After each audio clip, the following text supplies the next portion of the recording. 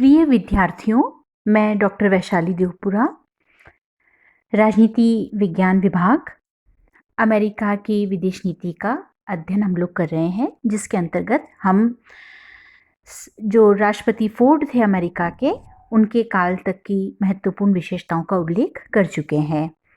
आज हम लोग 1977 के पश्चात का जो महत्वपूर्ण परिवर्तन है उसको पढ़ेंगे।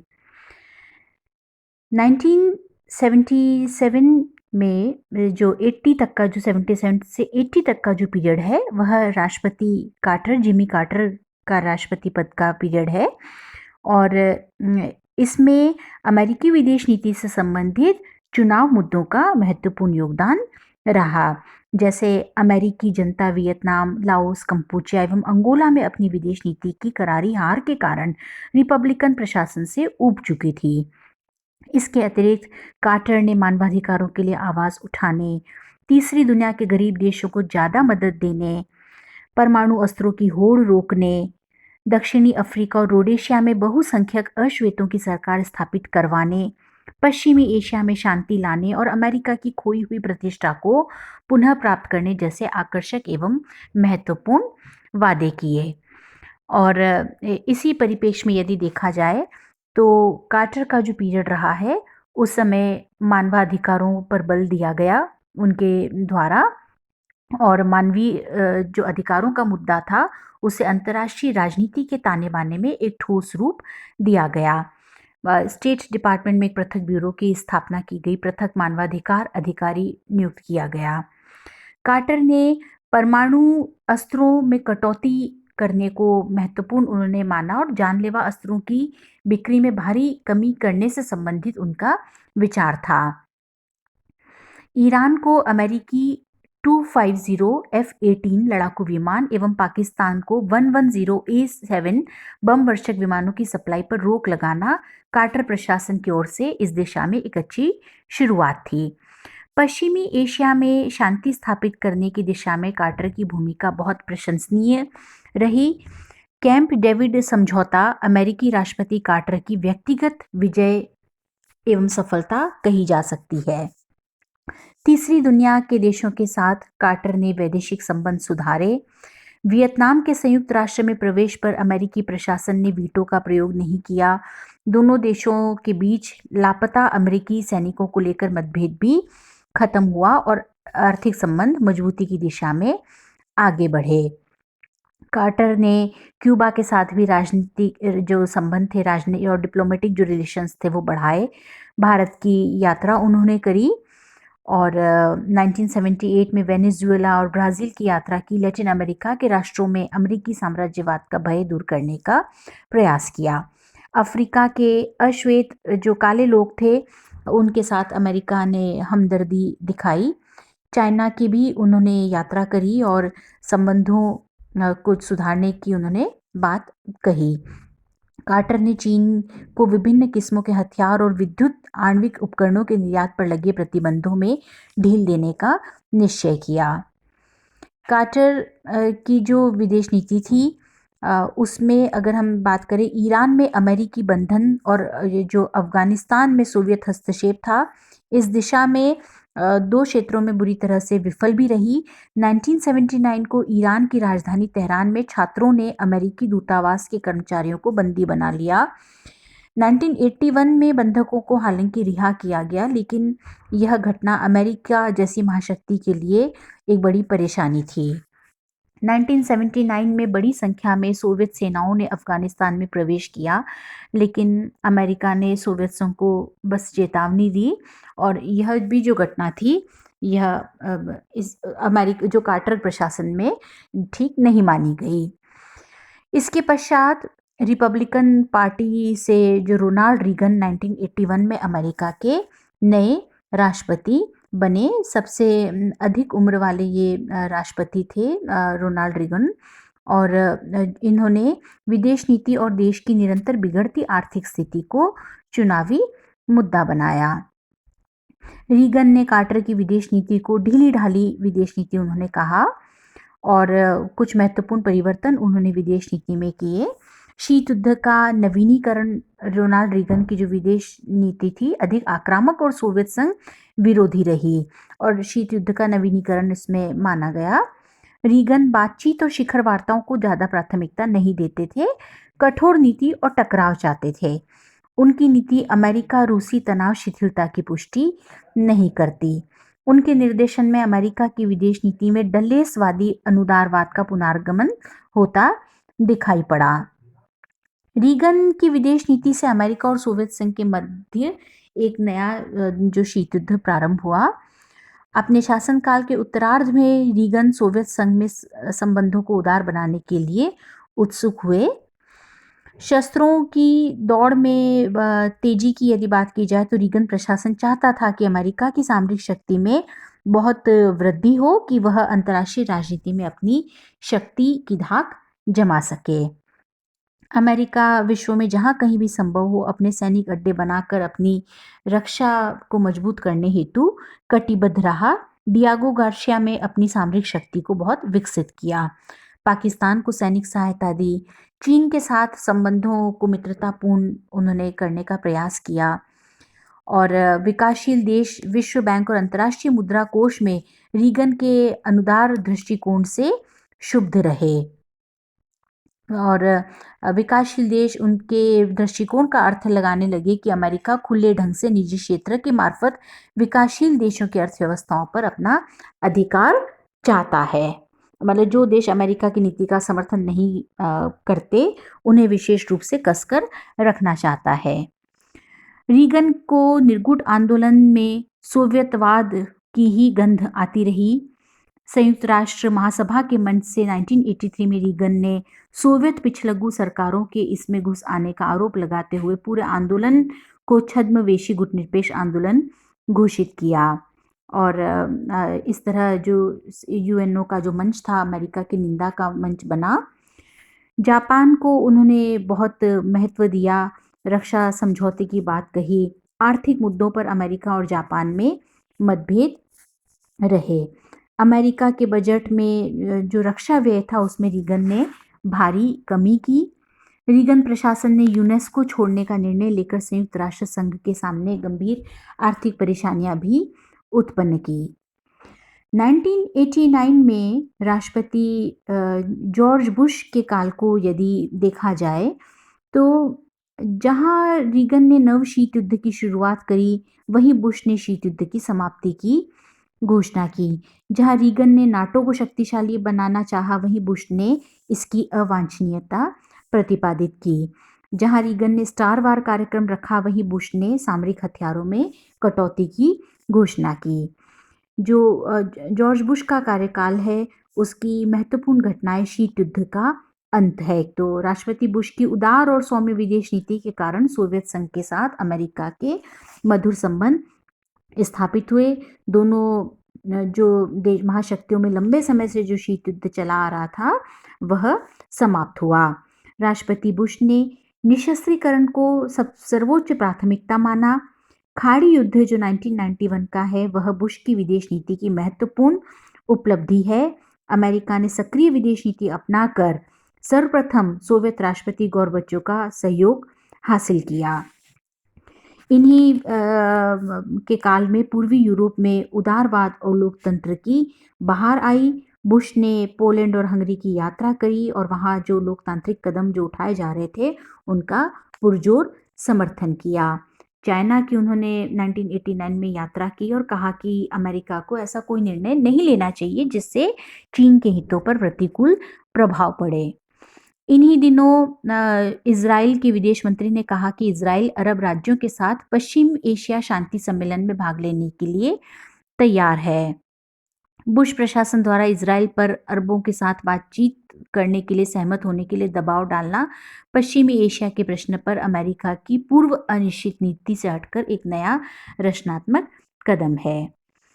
1992 में सुरक्षा परिषद की विशेष शिखर बैठक में राष्ट्रपति बुश ने शीत युद्ध की समाप्ति के बाद के समय को अंतर्राष्ट्रीय विवादों को सुलझाने का महान अवसर बताया और इसमें संयुक्त राष्ट्र को अपनी भूमिका बढ़ाने की बात कही। रूस के साथ सहयोग की नीति उन्होंने अपनाई। सोवियत संघ के विघटन और पूर्वी यूरोप में साम्यवाद के अवसान के बाद अमेरिका ही एक महाशक्ति बचा था और खाड़ी युद्ध के माध्यम से अमेरिका ने सिद्ध किया कि विश्व में यदि स्थिरता लानी है और तभी आएगी जब अमेरिका स्वयं उन मूल्यों की रक्षा के लिए सक्रिय भूमिका निभाएगा जिन्हें वह न्याय मूल्यों के रूप में मान्यता देता है। जॉर्ज बुश के बहुत ही बेहतरीन प्रयास रहे एक नई विश्व व्यवस्था के रूप में अमेरिका उभरा। 1993 के बाद की यदि हम बात करें तो राष्ट्रपति जो बिल क्लिंटन थे वे जब अमेरिका के राष्ट्रपति बने, क्लिंटन ने जो चुनाव प्रचार के दौरान घरेलू मुद्दों को उठाया और विदेश नीति के मसलों पर वे उस समय बहुत कम बोले, लेकिन इन मुद्दों पर उन्होंने अपनी जीत के बाद विचार व्यक्त किए और कहा कि जब भी शासन बदलता है तो अमेरिका के हित नहीं बदलते। इसका तात्पर्य यह है कि जो समय में विदेश नीति की जो महत्वपूर्ण विशेषताएं थी वे आगे भी रहेंगी। उन्होंने कहा कि उनकी प्राथमिकता पश्चिम एशिया शांति वार्ता को जारी रखना, रूस के साथ सॉल्ट संधि के प्रयासों में निष्कर्ष पर पहुंचना, युगोस्लाविया में शांति बहाल करना और अकाल पीड़ित सोमालिया को मदद करना है। संयुक्त राष्ट्र का जो पुनर्गठन है उसकी मांग की जा रही थी और सुरक्षा परिषद के पुनर्गठन का सवाल 1991 में सुरक्षा परिषद की पहली शिखर बैठक में उठाया गया था। संयुक्त राज्य अमेरिका के दबाव के चलते संयुक्त राष्ट्र संघ को संरचनात्मक सुधारों के लिए बाध्य होना पड़ा। क्लिंटन प्रशासन ने रूस को आर्थिक सहायता दी और रूस के साथ संबंधों में सुधार की दिशा में ये आगे बढ़े। आर्थिक सहयोग के मामलों पर तय हुआ कि रूस को दाता राष्ट्रों के पेरिस क्लब का सदस्य बनाने में अमेरिका सहयोग करेगा। विदेशों में सैनिक अड्डे बनाने की अमेरिकी नीति शीत युद्ध की राजनीति और 1949 में नाटो तथा ऐसे ही अन्य परवर्ती संगठनों की स्थापना से प्रेरित थी। अमेरिका ने नक्षत्र युद्ध योजना को समाप्त कर दिया। क्लिंटन प्रशासन का मानना था कि शीत युद्धोत्तर काल में एक अस्तित्व विहीन खतरे के नाम पर इस योजना के अंतर्गत अरबों डॉलर व्यर्थ व्यय किया जा रहा है। मानवाधिकारों की दिशा में प्रयास किए गए और क्लिंटन प्रशासन को चीन के आक्रामक तेवर के आगे झुकना पड़ा क्योंकि चाइना ने अमेरिकी दबाव के खिलाफ तीव्र प्रतिक्रिया व्यक्त करी और अंतर्राष्ट्रीय मंचों पर आरोप लगा कि वह मानवाधिकारों के बहाने से चीन के आंतरिक मामलों में हस्तक्षेप कर रहा था और जो चीन था उसे मोस्ट फॉरवर्ड जो फेवर्ड नेशन का दर्जा प्रदान हुआ। फिर अमेरिका की जापान से यह शिकायत थी कि वह अमेरिका की मुक्त बाजार व्यवस्था से लाभ उठाकर अपने अंतर्राष्ट्रीय व्यापार को तीव्र गति से बढ़ा रहा है, लेकिन अपने बाजार को उसने पूरी तरह बंद कर रखा है। जो घोषणा पत्र था, संयुक्त घोषणा पत्र, उसमें रक्षा सहयोग के महत्व पर बल दिया गया और उसमें कहा गया कि जापान अपने यहाँ अमेरिकी सैनिकों को वित्तीय और अन्य सैनिक सहायता देता रहेगा। क्लिंटन ने भारत की 5 दिवसीय यात्रा करी 2000 में और एक दृष्टिकोण पत्र जारी किया गया। यह जो था भारत और अमेरिका के संबंधों की दिशा में एक महत्वपूर्ण कदम था। नाफ्टा उत्तरी अमेरिकी मुक्त व्यापार समझौता के निर्माण में क्लिंटन की भूमिका उल्लेखनीय रही है। राष्ट्रपति क्लिंटन के प्रयासों से एशिया प्रशांत आर्थिक सहयोग संगठन का गठन किया गया। 1994 में अमेरिका और उत्तर कोरिया के मध्य परमाणु मुद्दे पर तनाव कम करने और राजनयिक संबंध स्थापित करने की तैयारी पर सहमति दी गई। राष्ट्रपति क्लिंटन की पहल पर पोलैंड, हंगरी और चेक गणराज्य को 1997 में नाटो का सदस्य बनाया गया। चाइना की क्लिंटन द्वारा यात्रा की गई। क्लिंटन और येल्सिन में शिखर वार्ता 1998 में हुई और रूस के साथ भी जो संबंध थे नई इस दिशा में आगे बढ़े। तो इस तरह से राष्ट्रपति बिल क्लिंटन अरब इजराइल समस्या को सुलझाना चाहते थे। वे उन देशों पर दबाव डालते रहे जैसे भारत, पाकिस्तान, जो परमाणु अप्रसार संधि पर हस्ताक्षर करने के इच्छुक नहीं थे। मानवाधिकारों को लागू करने के लिए वे काफी उत्सुक थे। 2001 में राष्ट्रपति जॉर्ज डब्ल्यू बुश ने विदेश नीति में आक्रामक रुख अपनाने के संकेत दिए। उन्होंने अपना जो नीति थी उसमें महत्वपूर्ण परिवर्तन किए। चाइना और अमेरिका के जो संबंध थे उनमें रिश्तों में तनाव आया और रूस के साथ भी जो संबंध थे वे तनावपूर्ण बने इनके काल में। और राष्ट्रपति जो जॉर्ज डब्ल्यू बुश के प्रशासन में सामरिक दृष्टि से भारत को अधिक महत्व दिया गया और व्यापक संभावनाओं पर विचार भी किया गया। और संयुक्त राष्ट्र मानवाधिकार आयोग की सदस्यता से अमेरिका को संयुक्त राष्ट्र की एक महत्वपूर्ण संस्था अंतर्राष्ट्रीय मादक पदार्थ नियंत्रण बोर्ड के चुनाव में पराजय का सामना करना पड़ा, जबकि भारत और 5 अन्य देश इसके सदस्य चुने गए थे। क्योटो प्रोटोकॉल का विरोध और एनएमडी ये जो थी महत्वपूर्ण उस समय की घटनाएं थी राष्ट्रपति बुश के टाइम की। और न्यूयॉर्क और वाशिंगटन में जब 2001 में आतंकी हमले हुए उसके प्रत्युत्तर में अमेरिका द्वारा अफगानिस्तान में सैन्य कार्यवाही आरंभ की गई। अफगानिस्तान में तालिबान नियंत्रित ठिकानों पर हमलों से पहले अमेरिका ने विश्व के अधिकांश राष्ट्रों का कूटनीतिक समर्थन प्राप्त करने में सफलता प्राप्त की थी। 2003 में अमेरिका ने राष्ट्रपति बुश की पहल पर इराक के खिलाफ युद्ध छेड़ा था। ईरान को चेतावनी और सीरिया के विरुद्ध अमेरिकी प्रतिबंध लगाए गए। तो और नाटो के बाहर पाकिस्तान मुख्य सैनिक सहयोगी रहा। ये सब राष्ट्रपति बुश के जो काल है उसका हम महत्वपूर्ण परिवर्तन देख सकते हैं। 2009 में बराक ओबामा ने अमेरिका के राष्ट्रपति पद की शपथ ली और उन्होंने ईरान के प्रति नरम दृष्टिकोण अपनाया और ईरान की तरफ दोस्ती का हाथ बढ़ाया। एशिया के प्रति भी ओबामा का जो नज़रिया था वह फ्लेक्सिबल रहा, लचीला रहा और उन्होंने अपने जो विचारों को उन्होंने नरम रखा।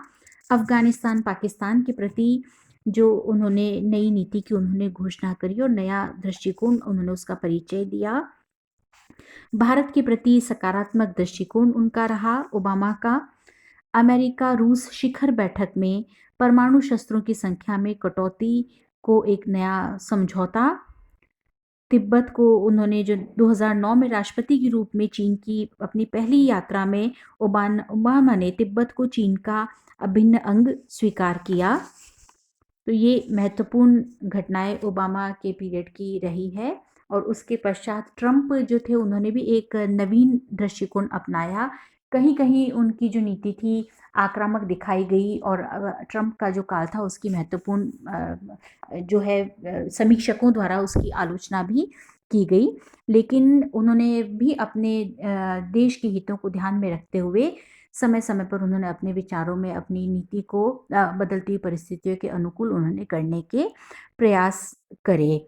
और जो वीज़ा को से जो रिलेटेड जो उनका विचार रहा है और जो राष्ट्रीय हितों को और देश की शक्ति को बरकरार रखने में जो ट्रंप की जो भूमिका रही है और उन्होंने जो तत्कालीन समय को ध्यान में रखते हुए इसमें अपना दृष्टिकोण जो था उसको परिवर्तित दृष्टिकोण का नवीन दृष्टिकोण का परिचय दिया। और अभी हाल ही में बाइडेन अमेरिका के प्रेसिडेंट बने हैं और व्यापक संभावनाएं दिखाई देती हैं और संपूर्ण विश्व की निगाहें अमेरिका पर रहती है क्योंकि अमेरिका एक महत्वपूर्ण महाशक्ति है विश्व की।